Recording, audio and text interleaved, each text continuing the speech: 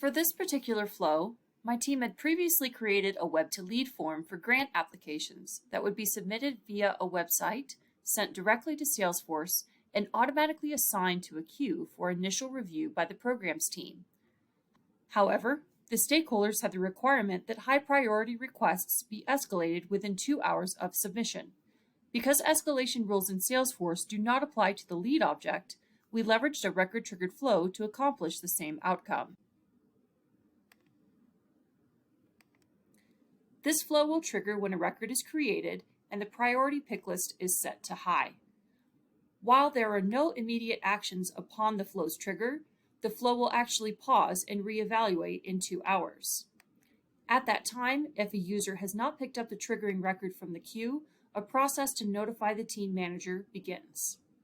First, we need to query the user assigned to the manager role, represented by the Salesforce ID.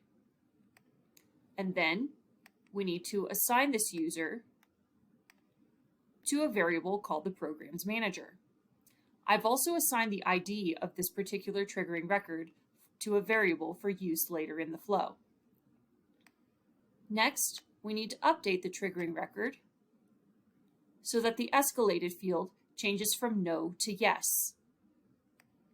Finally, we can create a task action that will notify the designated manager, noted here, with a text template that a high priority application has not yet been picked up by their team from the queue.